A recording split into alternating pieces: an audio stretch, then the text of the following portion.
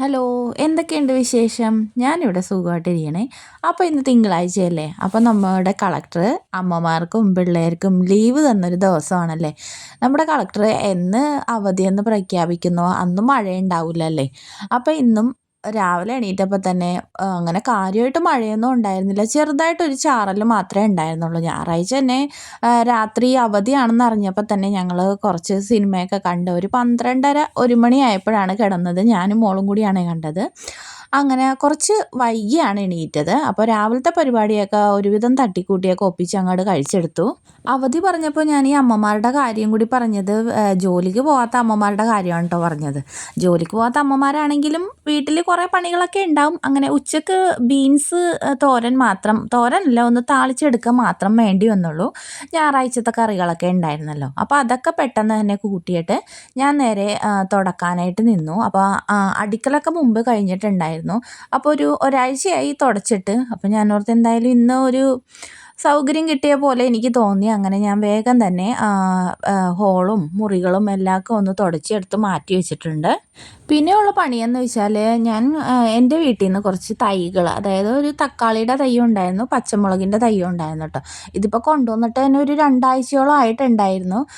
എന്തെങ്കിലും ഒരു ചെടിയൊക്കെ കൊണ്ടുവന്നിട്ടുണ്ടെങ്കിൽ അങ്ങനെ നീട്ടി നീട്ടി വെക്കും. വേറൊന്നും കൊണ്ടല്ല, ഇവിടെ മണ്ണില്ലാത്തത് കാരണമാണ്. പിന്നെ മണ്ണ് മേടിക്കാനായിട്ട് പിന്നെയും കുറേ ദിവസം അങ്ങനെ നീണ്ടു പോയി. അങ്ങനെ ഞാനൊരു ദിവസം, അതായത് കഴിഞ്ഞ ആഴ്ച തന്നെ മണ്ണ് അങ്ങോട്ട് മേടിച്ച് വെച്ചു. മണ്ണ് മേടിച്ച് വെച്ചിട്ട് 2-3 ദിവസം കഴിഞ്ഞിട്ടാണ് കേട്ടോ വീണ്ടും അതെടുത്തൊന്ന് നടാമെന്ന് തന്നെ ഓർത്തത്. അങ്ങനെ ആദ്യം ഞാൻ നടണത് പച്ചമുളകിൻ്റെ തൈയാണ് കേട്ടോ.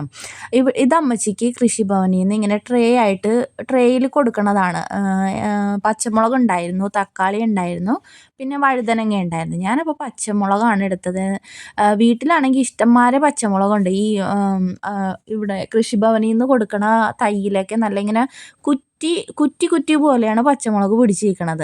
അപ്പോൾ ഞാനോർത്ത് എന്തായാലും 3 തൈ ഉണ്ടല്ലോ, അത് ഒരു വലിയ ചട്ടിയിൽ അങ്ങോട്ട് നടാമെന്ന് വിചാരിച്ചു. ഇതിപ്പോൾ ഈ മണ്ണ് ഇങ്ങനെ വളവും മണലും എല്ലാം കൂടി മിക്സ് ചെയ്ത മണ്ണാണ്. ഇത് ഒരു ചാക്കിന് 100 രൂപയായിട്ടാണ് ഞാൻ മേടിച്ചത്. ആദ്യം ഞാൻ പച്ചമുളക് 3ഉം കൂടി ഒറ്റ കുഴിയിൽ ഇങ്ങനെ കുത്തി വെച്ചു. പിന്നീട് ഞാൻ ഓർത്ത് ഇതിങ്ങനെ വെച്ചാൽ ശരിയാകില്ലല്ലോ.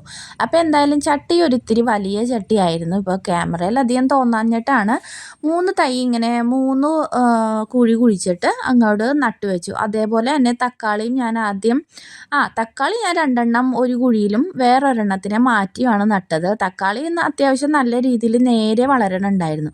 ഈ പച്ചമുളകാണെങ്കിൽ ഏകദേശം ഇങ്ങനെ വളഞ്ഞു വിരിഞ്ഞൊക്കെയാണോ വളർന്നുകൊണ്ടിരുന്നേച്ചത്.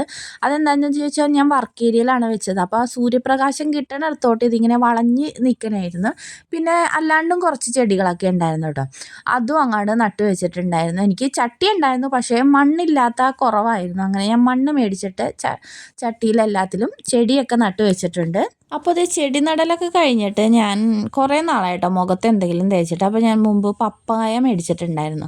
അതാണെങ്കിൽ നല്ല മധുരമുണ്ട്, അത്യാവശ്യം നല്ല രീതിയിൽ പഴുത്ത പപ്പായ ആയിരുന്നു കേട്ടോ. അപ്പോൾ ഞാൻ ആ പപ്പായയിൽ കുറച്ച് അരിപ്പൊടിയും കൂടി ഇട്ടിട്ട് മുഖത്ത് അങ്ങോട്ട് തേച്ച് പിടിപ്പിച്ചു. എന്തായാലും കുളിക്കാനായിട്ട് കുറച്ച് നേരം കൂടി വേണം, അപ്പോൾ അതും പിടിക്കും. ആ നേരം കൊണ്ട് രാത്രിത്തെ കറിക്കുള്ള സവാളയും തക്കാളിയൊക്കെ ഒന്ന് അരിഞ്ഞെടുക്കാമെന്ന് കരുതി.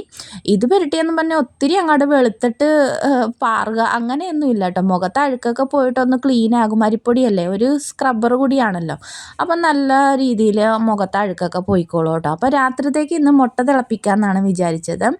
അപ്പോൾ ഇതിലോട്ട് പൊടികളായിട്ട് ചേർത്തേക്കണത് മഞ്ഞൾ പൊടി, മുളക് പൊടി, പിന്നെ മല്ലിപ്പൊടി, ഇച്ചിരി ഗരം മസാല, കുറച്ച് കുരുമുളക് പൊടി, പിന്നെ ആവശ്യത്തിനുള്ള വെള്ളം ഒഴിച്ചു കൊടുക്കണം. ഇനി ആവശ്യത്തിനുള്ള ഉപ്പും ഇട്ട് കൊടുത്ത് വെള്ളം നന്നായിട്ട് വെട്ടിത്തിളച്ച് കഴിയുമ്പോഴേക്കും ഞാൻ ഇപ്പോൾ 2 മുട്ടയുണ്ട് എടുത്തേക്കണത്. അതും പൊട്ടിച്ചൊഴിച്ച് കൊടുത്തിട്ട് തീ ഒന്ന് നേരിയ തീയിലിട്ടോളാം. എന്നിട്ട് പാത്രത്തിൻ്റെ മൂടി ഒന്ന് ചരിച്ച് വെച്ച് വേവിച്ചെടുത്താൽ മതി.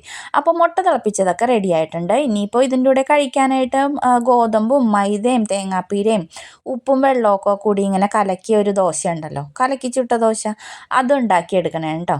ഇനിയിപ്പോൾ പിറ്റേ ദിവസത്തേക്കുള്ള ഇഡ്ഡലിയുടെ മാവ് കൂടി അരച്ച് വെച്ചിട്ടുണ്ടെങ്കിൽ ഇന്നത്തെ പണികളൊക്കെ ഇവിടെ കഴിയാണ്. അപ്പോൾ ഇത് ഞാൻ രാവിലെ തന്നെ കുതിർത്താനിട്ടിട്ടുണ്ടായിരുന്നു. ഈ മഴക്കാലത്തൊക്കെ ഇഡ്ഡലിയുടെ മാവൊക്കെ പൊങ്ങാനായിട്ട് ഭയങ്കര ബുദ്ധിമുട്ടായിരിക്കുമല്ലോ. എന്താണെന്ന് വെച്ചാൽ ഭയങ്കര തണുപ്പല്ലേ. ഞാൻ റൈസ് കുക്കറിൻ്റെ മേളിലാണ് വെക്കണത്, എന്നാലും പൊങ്ങാനായിട്ട് ഒരിത്തിരി പാടുണ്ടാകും. അപ്പോൾ ഞാനൊരിത്തിരി ഈസ്റ്റ് ഇതിൻ്റെ അകത്ത് ചേർത്ത് കൊടുക്കും കേട്ടോ. വളരെ കുറച്ച് മാത്രം ഈസ്റ്റ് മതി കേട്ടോ. എന്നിട്ട് നല്ല രീതിയിൽ അങ്ങോട്ട് പതപ്പിച്ചിട്ട് മൂടി വെച്ചിട്ടുണ്ടെങ്കിൽ നല്ല അടിപൊളിയായിട്ട് ഇഡ്ഡലി മാവ് പൊങ്ങി വന്നോളും.